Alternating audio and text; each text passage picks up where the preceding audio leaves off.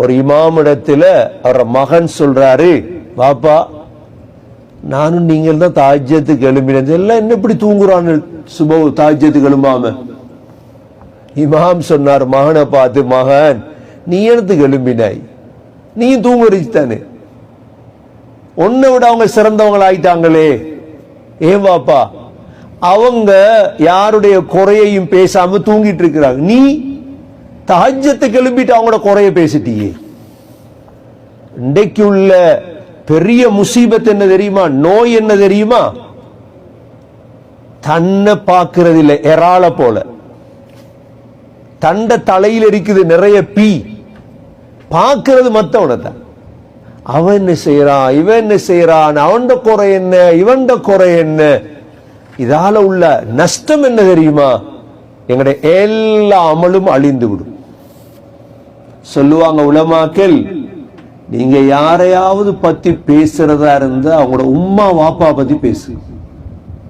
ஏன் தெரியுமா, அவங்களுக்கு நன்மை போட்டுமே.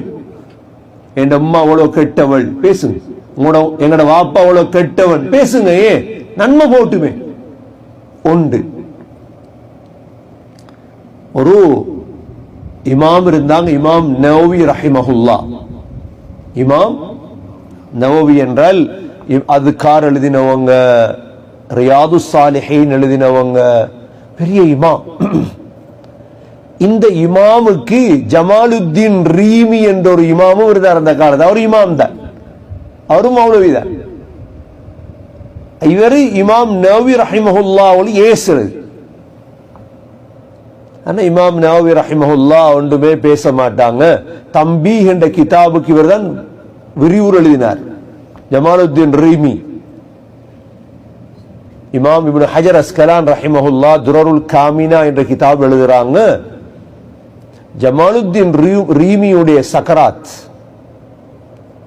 சக்கராத்துல ஜமாலுத்தீன் ரீமியுடைய நாக்கு வெளியே வந்துட்டு. நாக்கு வெளியே வந்தா நாயிட நாக்கு இருக்குது, நாக்கு வெளியே தான் இருக்கு.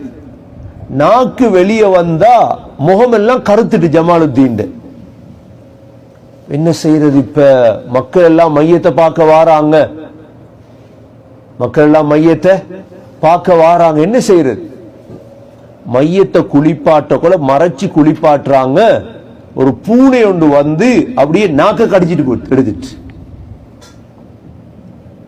இமாம் இப்னு ஹஜர் அஸ்கலான் ரஹிமஹுல்லா எழுதுறாங்க, அல்லாஹ் அந்த மையத்தை பார்த்த அவ்வளோ பேருக்கும் அத்தாட்சியாக மாத்தினான். இதற்கு பிறகு நீங்க யாரும் யாருடைய பலாயையும் கழுவக்கூடாது, மற்றவனை பத்தி பேசுறத நிறுத்தணும் என்கிறதுக்கு அல்லாஹ் ஒரு ஆதாரமாக மாத்தினான். இந்த சம்பவத்தை ஒரு ஆதாரமாக அல்லாஹ் மாற்றினான். லேசானது அல்ல. இன்றைக்கு இந்த பாவம் என்று கருதாம செய்யற பாவம் தான் இது. தெரியாம காலையில் எழும்பினதிலிருந்து மாலையில தூங்குற வரைக்கும் இந்த போனை திறந்தா எத்தனை ஆயிரம் பேரை பத்தி பேசுறோம் நாங்க. அவனை பத்தி இவனை பத்தி. அல்லாஹ் பாதுகாக்கணும். எங்கட சக்கராத்ல நாக்கு நீளாம இருக்கும். சக்கராத் காட்டி கொடுத்துரும் எல்லாத்தையும். நாங்க என்ன பாவம் செஞ்சோமோ அதுல ஆகப்பெரிய பாவம் தான் அல்லாஹ் இடத்துல தௌபா செய்யணும், இஸ்திக்ஃபார் செய்யணும். மற்றவனுக்கு ஏசுறது, மற்றவனை விட்டு கட்டுறது, மற்றவனுடைய குறைய பேசுறது.